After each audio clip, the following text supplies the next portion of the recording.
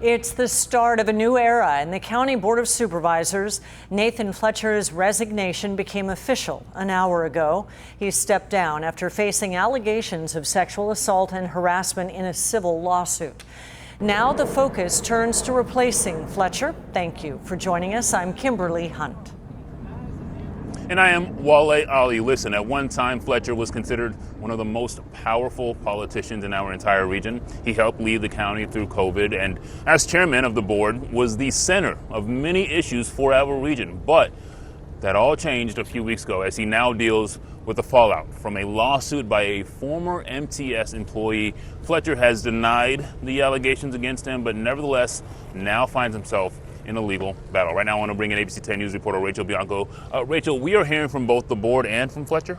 Yeah, that's right. This is actually the first time that we've heard from Nathan Fletcher since he went to rehab about 7 weeks ago. He is apologizing for letting people down, but he is also defending himself. Now, in a letter to he sent out this morning, he says, quote, "I own unequivocally the responsibility for making the mistake of engaging in consensual interactions with someone outside of my marriage." He goes on to say, I failed to live to the standards I expect of myself and those which are rightly demanded of our elected officials. I believe our representatives should be role models and held to the highest standards in both their public and personal lives in a way that honors the public's trust and confidence.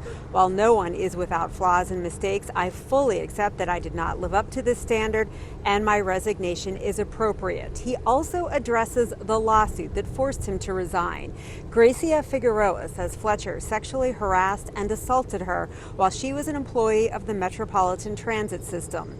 Fletcher was the MTS chair. He says, quote, "As a married man, my actions were unquestionably inappropriate, but they were consensual and often initiated by the plaintiff."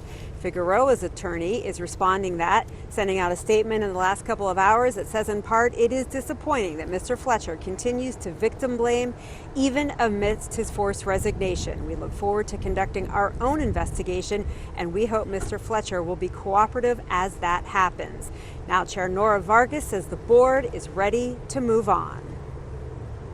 We're continuing to move forward a budget that is reflective of the needs of our communities. We're going to focus on the things that people care about, like homelessness, like mental health care, behavioral health, and addressing some of these needs. Now, the board voted to hold a special election later in the summer to replace Fletcher.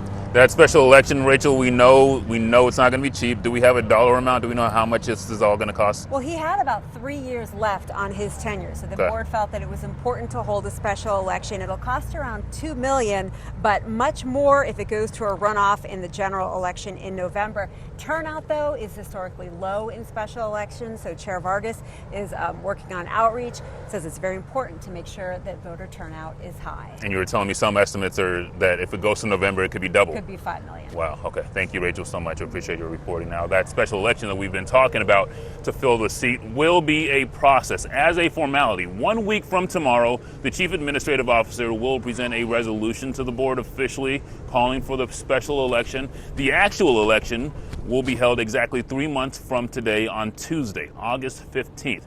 If no candidate gets a majority vote, a special general election would be held, as Rachel was talking about, on November 7th. Now, the registrar of voters will conduct a number of outreach activities to try to ensure we have a higher voter turnout than some people are expecting. All right, for the last hour or so, we've been showing you some of the candidates vying to fill that District 4 seat.